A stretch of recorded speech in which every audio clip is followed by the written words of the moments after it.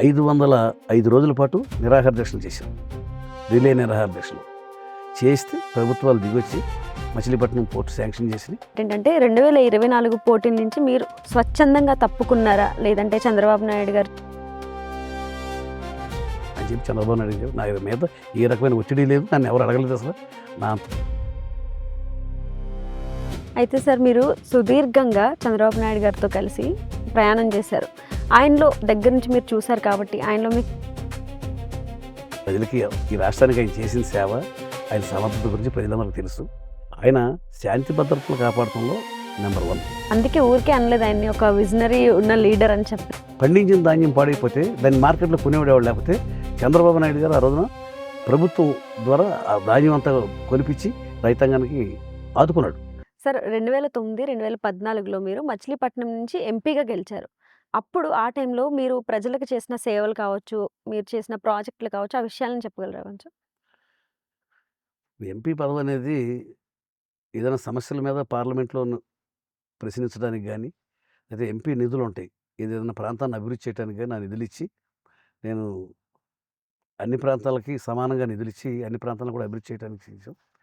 ఆ రోజుల్లో ముఖ్యమైన సమస్య ఏంటంటే మచిలీపట్నం నుంచి విజయవాడకి హైవే 4 లైన్ హైవే చాలా కాలంగా పెండింగ్ ఇష్యూ ఉంది. అది నా హయాంలోనే పూర్తయింది.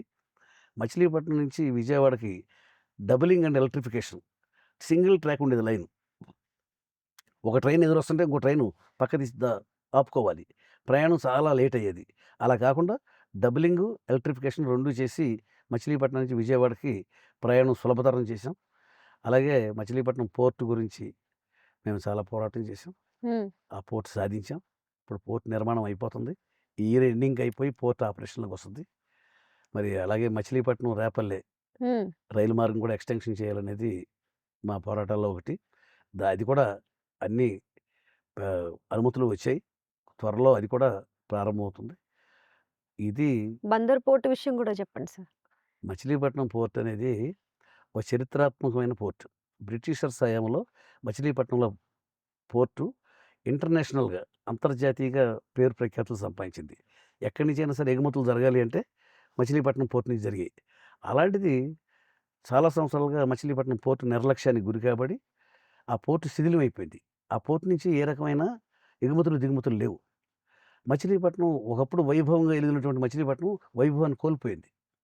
మచిలీపట్నానికి మళ్ళీ వైభవం రావాలి అంటే మచిలీపట్నం పోర్టు ద్వారానే సాధ్యమని చెప్పి ఆ పోర్టు కోసం మేము ఉద్యమించాం.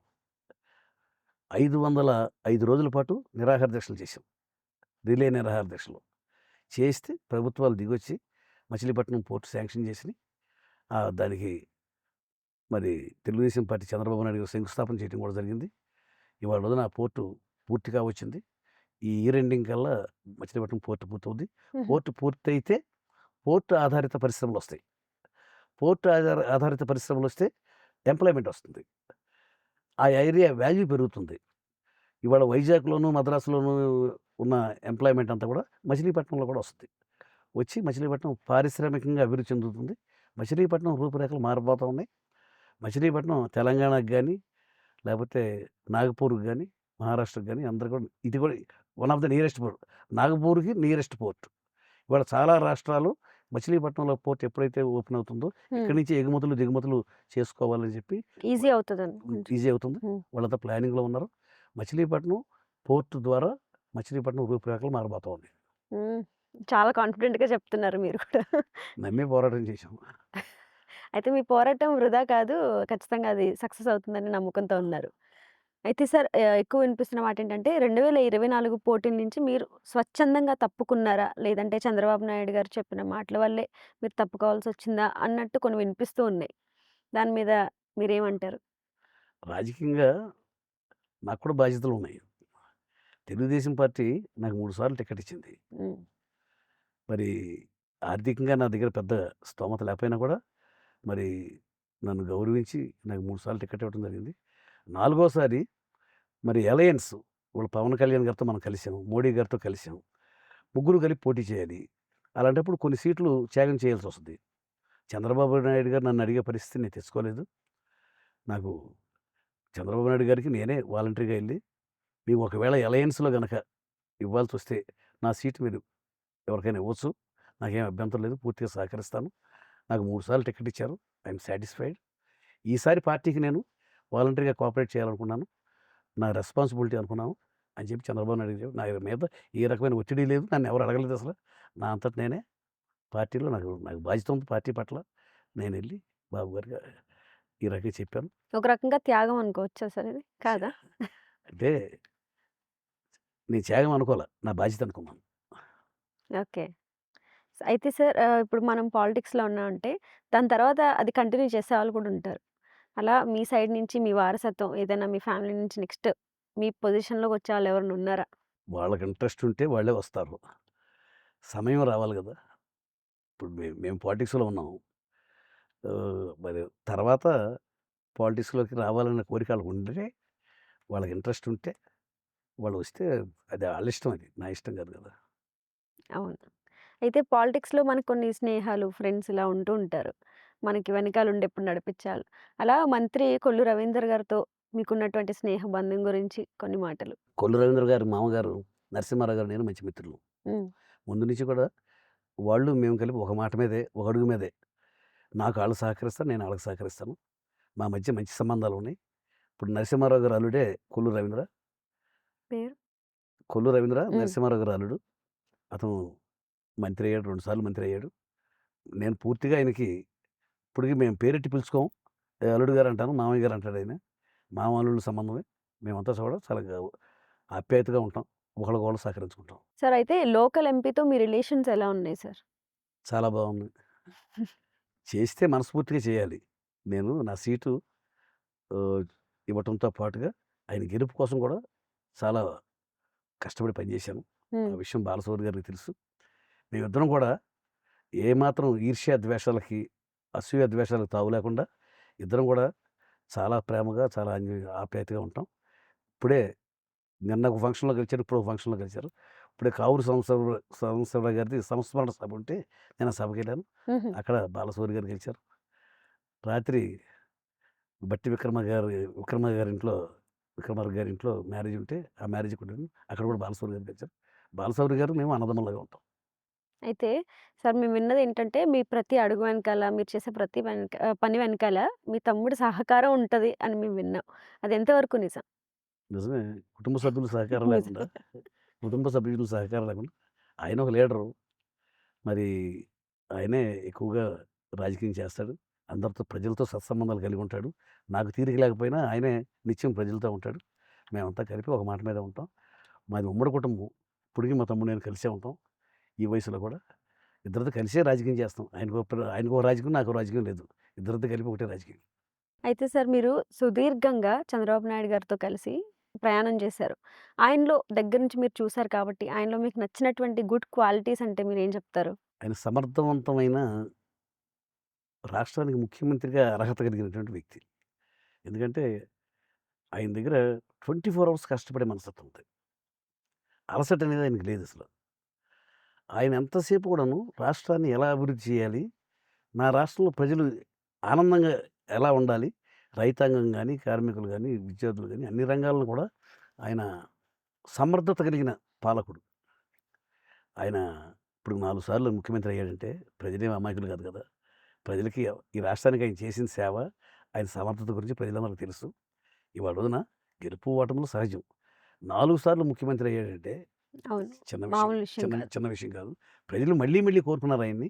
కారణం ఏంటంటే ఆయన హయాంలో రాష్ట్రం అభివృద్ధి చెందుద్ది. ఉద్యోగ అవకాశాలు పెరుగుతాయి. శాంతి భద్రతలు కాపాడతాడు. రౌడీయిజాన్ని ఆళ్ళని ఈళ్ళని ప్రోత్సహించడు. తన పార్టీ వోళ్ళు ఎవడన్నా గొడవలకెళ్ళినా కూడా ఊరుకోడు. రౌడీయిజం అని చేస్తే సొంత పార్టీ వాడినైనా సరే తీసి పక్కన పెడతాడు. అవును. ఆయన శాంతి భద్రతలు కాపాడటంలో నంబర్ 1. హ్మ్. రాష్ట్రాన్ని అభివృద్ధి చేయటంలో నంబర్ 1. ఇవాళ హైదరాబాద్ ఉంది. ఎంత అవును. అభివృద్ధి చెందిందంటే దానికి బాటలు వేసింది చంద్రబాబు నాయుడు గారే. అవును. ఇవాళ రాజధాని లేని రాష్ట్రం మాది.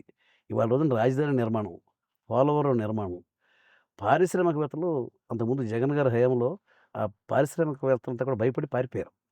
ఎందుకంటే ఆ రోజుల్లో ఆ పరిపాలన నియంతృత్వంగా ఉంది. అవకాశవాదంగా ఉంది. దానిలో అందువల్ల పారిశ్రామికవేత్తలు ఎవరు భయపడ్డారు. ఇవాళ పారిశ్రామికవేత్తలందరిని రప్పించి పరిశ్రమలు పెట్టి ఇవాళ విడిపోయిన ఆంధ్రప్రదేశ్‌ని అవును. మళ్ళీ నంబర్ 1 రాష్ట్రంగా తయారు చేయడం కోసం చంద్రబాబు నాయుడు గారు అహర్నిశలు కష్టపడుతున్నారు.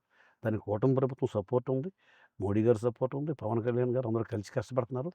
ఇవాళ చంద్రబాబు నాయుడు గారు సమర్థవంతమైన నాయకుడు. అవును. అటువంటి నాయకులు అరుదుగా ఉంటారు. నాకు చంద్రబాబు నాయుడు గారు అంటే పర్సనల్‌గా చాలా ఇష్టం. ఎందుకంటే రాజు పరిపాలన సమర్థత కలిగిన రాజు కావాలి. అవును. ఆ సమర్థత కలిగిన రాజు చంద్రబాబు. అవును. Correct sir. అందుకే ఊరికే అనలేదు ఆయన్ని ఒక విజనరీ ఉన్న లీడర్ అని చెప్పి. ఎందుకంటే రేపొద్దున మన ఆంధ్ర కూడా ఒక మరో హైదరాబాద్‌లా తయారవబోతుంది అని నమ్మకం అందరికీ ఉంది. ఆయన ఇంకా ఇంకా గెలుస్తూ ఉంటే. ఖచ్చితంగా గెలుస్తారు గూడా. తెలుసు. అయితే మీరు ఆయనకి చాలా దగ్గర కాబట్టి, ఆయనతో ఉన్నటువంటి మీ అనుబంధం గురించి మేము తెలుసుకోవాలనుకుంటున్నాం. అలాగే ఆయన చూసి మీరు నేర్చుకున్నటువంటి అనుభవాలు కావచ్చు, ఎక్స్‌పీరియన్సెస్ కొన్ని ఎగ్జాంపుల్స్ ఏమైనా చెప్తారా? ఇప్పుడు ఆయన అహర్నిశలు కష్టపడాలి. నియంత్రిత ధోరణి ఉండకూడదు. ప్రజాస్వామ్యాన్ని కాపాడాలి. ఇవాళ రాష్ట్రంలో అందరికీ కూడా ఎదగడానికి ఇప్పుడు రైతాంగం ఉన్నారు. ప్రకృతి వైపరీత్యాల వల్ల రైతాంగానికి అప్పుడప్పుడు సమస్యలు వస్తా ఉంటాయి. ఎవరు కాపాడాలి? ఇప్పుడు అవును. గతంలో ఒకసారి ప్రకృతి వైపరీత్యాలొచ్చి ధాన్యం అంతా పాడైపోయింది. పండించిన ధాన్యం పాడైపోతే దాన్ని మార్కెట్‌లో కొనేవాడెవడు లేకపోతే చంద్రబాబు నాయుడు గారు ఆ రోజున ప్రభుత్వం ద్వారా ఆ ధాన్యం అంతా కొనిపించి రైతాంగానికి ఆదుకున్నాడు. లేతే ఆ రోజున ధాన్యం కొనేవాడెవడు లేడు. చాలా ఆత్మహత్యలు జరిగాయి. రైతాంగానికి కష్టం వచ్చినప్పుడు, ప్రకృతి వైపరీత్యాలు వచ్చినప్పుడు ప్రభుత్వం అండగా నిలబడాలి. అలా రైతాంగం గురించి ఆలోచించే మనస్తత్వం చంద్రబాబు నాయుడు గారికి ఉంది. అలాగే శాంతి భద్రతలు కాపాడే సమర్థత ఉంది. ముందు రాష్ట్రం అభివృద్ధి చెందాలి. ఉద్యోగ అవకాశాలు పెరగాలి. ఇప్పుడు సాఫ్ట్‌వేర్ రంగం డెవలప్ అయింది ఎప్పుడు? చంద్రబాబు నాయుడు గారి హయాంలోనే. ఇవాళ రోజున మళ్ళీ ఉద్యోగ అవకాశాలు పెరగాలి అంటే పారిశ్రామికవేత్తలు రావాలి. పరిశ్రమలు పెట్టాలి. ఆ పరిశ్రమలొస్తే ఆటోమేటిక్‌గా ఉద్యోగాలొస్తాయి. ఇవాళ ఉద్యోగాల ద్వారా అయితే ఇన్ని సంక్షేమ పథకాలు పెట్టక్కర్లప్పుడు. అందరికీ ఉద్యోగాలు వచ్చినాయనుకోండి. సంక్షేమ పథకాలతో పనేముంది? అవును. ఇవాళ అందరికీ ఉద్యోగాలు లేవు గాబట్టి, ఆకలితో ఉన్నారు గాబట్టి, ఇవాళ రోజున వాళ్ళందరికీ సంక్షేమ పథకాలు ఇవ్వాల్సొస్తుంది. ఇవాళ చంద్రబాబు నాయుడు గారు అన్ని కోణాల్లో ఇవాళ రోజున ప్రజాస్వామ్యాన్ని కాపాడటంలో నంబర్ 1. ఆయన హయాంలో ఎవరి మీద తప్పుడు కేసులు పెట్టలేదు. అవును. ఇవాళ జగన్మోహన్ రెడ్డి పాదయాత్ర చేస్తానంటే పోలీసు ఎస్కార్ట్ ఇచ్చి ఆయన పాదయాత్రకు సహకరించాడు. అవును. ఆయన ప్రజాస్వామ్యాన్ని కాపాడటం అంటే ఆ ప్రతిపక్షాన్ని కూడా బతకనిస్తాడాయన. ప్రతిపక్షాన్ని తీసుకెళ్ళి జైల్‌లో ఏసేసి తప్పుడు కేసులు బనాయించే అలవాటు చంద్రబాబు నాయుడు గారికి లేదు. ఆ రోజున పాదయాత్ర చేయటానికి మరి ప్రభుత్వ సహకారం లేకుండా పాదయాత్ర చేయగలిగేవాడా? అవును. చంద్రబాబు నాయుడు గారు మరి అతను పాదయాత్రకు విఘ్నాలు కలగకుండా, ఇబ్బందులు లేకుండా అన్ని రకాలుగా సహకరించి ప్రజాస్వామ్యవాదిని అనిపించుకున్నాడాయన. ఆయనకిను జగన్మోహన్ రెడ్డికి సంబంధం ఏముంది? అవును సార్. జగన్మోహన్ రెడ్డి నియంతృత్వం.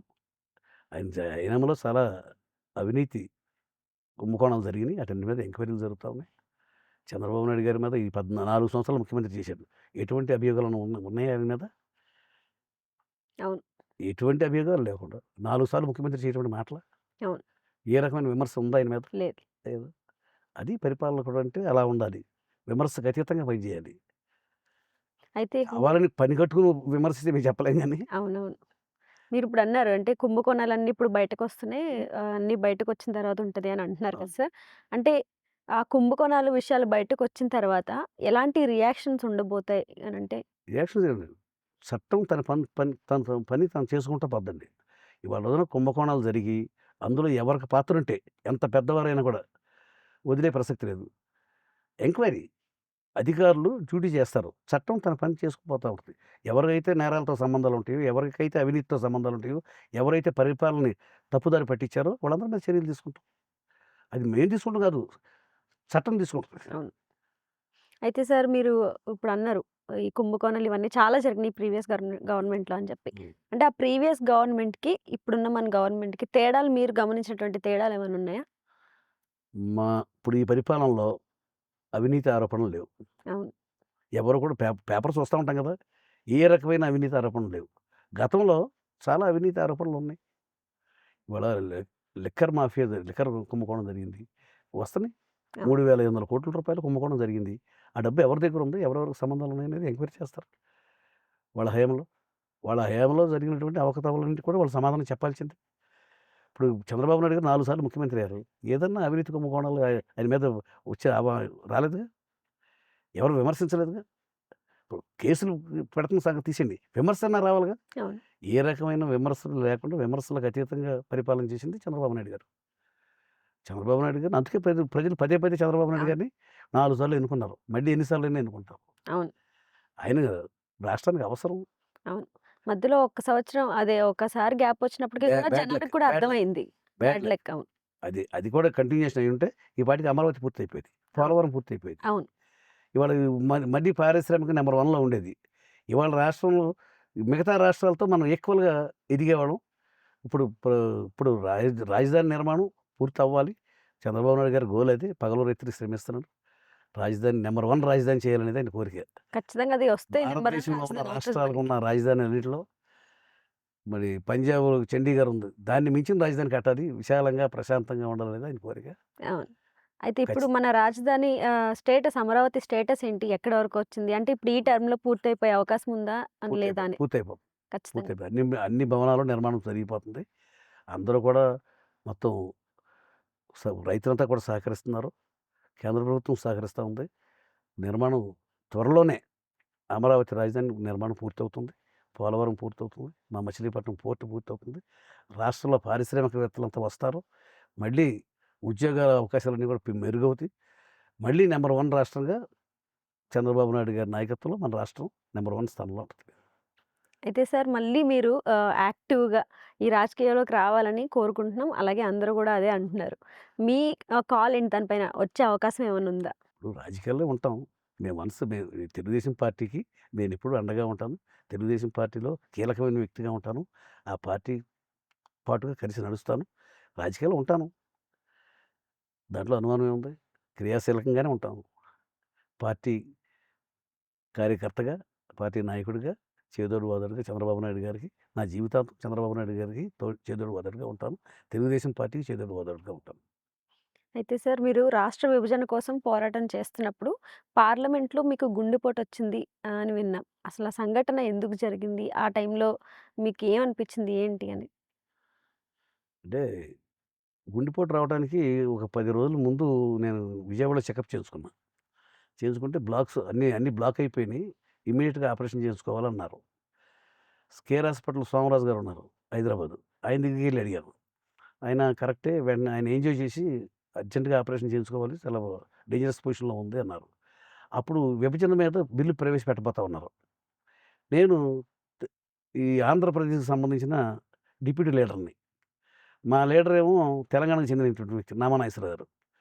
అందువల్ల ఆయన ఈ వ్యవహారం ప్రత్యేక రాష్ట్రం విషయంలో మేము విభేదించాం. నేను డిప్యూటీ లీడర్ అవ్వడం వల్ల నేను తప్పనిసరిగా పార్లమెంట్‌లో ఉండాలి. ఆ పార్లమెంట్‌లో దాన్ని అడ్డుకోవాలి అనే ఉద్దేశ్యంతో డాక్టర్ గారి సలహా తీసుకొని టాబ్లెట్స్ అయి ఉంటే 4 రోజులు లేట్ అవుతుంది. నేను ఈ పని అయ్యేదాకా ఈ పార్లమెంట్ సమావేశంలో ఈ బిల్లుని అడ్డుకునే వరకు నేను పార్లమెంట్‌కెళ్ళాలి అని చెప్తే ఆయన అటెండెంట్ దగ్గర పెట్టుకో ఏమాత్రం తేడా చేసినా వెంటనే హాస్పిటల్‌లో చేర్చాలి అని చెప్పి జాగ్రత్తలు ఇచ్చారు. కొన్ని టాబ్లెట్లు ఇచ్చారు. కానీ అక్కడ ఆ రోజున పార్లమెంట్‌లో బిల్లు ప్రవేశపెట్టబోయే ముందు గొడవ జరిగింది. ఎంపీలంతా కూడా ఘర్షణ పడినాం. ఆళ్ళు తోపులాట జరిగింది. ఆ తోపులాటలో నాకు హార్ట్ ప్రాబ్లమ్ వచ్చింది. కళ్ళు బైర్లుగమ్మి పడిపోయాను. తీసుకెళ్ళి హాస్పిటల్‌లో జాయిన్ చేశారు. అందువల్ల నాకు అంతకుముందే తెలుసు. హ్మ్. నాకు హార్ట్ ప్రాబ్లమ్ ఉంది. జాగ్రత్తగా డెలికేట్‌గా ఉండాల్సింది పోయి అక్కడ గొడవ జరిగింది. అనుకోకుండా మన చేతిలో ఉండవు గదా! అవును. ఘర్షణ పెరిగిపోయింది. అందువల్ల పోయింది. అందరూ నేను బతకాలని అందరూ పూజలు చేశారు. ప్రతి ఆంధ్రుడు కూడా నేను బతకాలని కోరుకున్నాడు.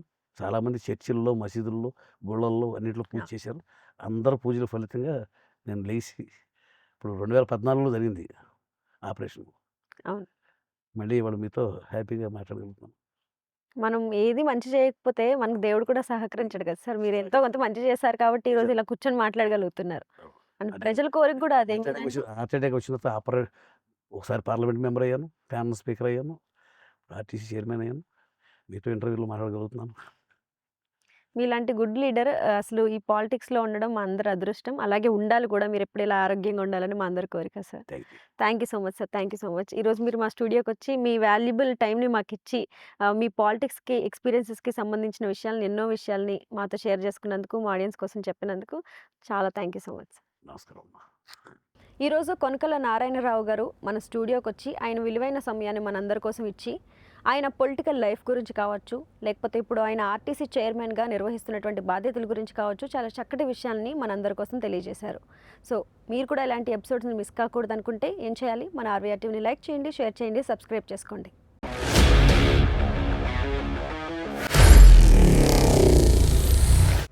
Honor Signatus, the biggest gated community in the heart of the city. Spacious 3, 3.5 and 4 BHK apartments at Kukatpalli, High-Tech City. 27.5 acres, 18 towers, G+25 floors, 1695 to 3815 square feet unit sizes. For more details, search for Honor Signatus.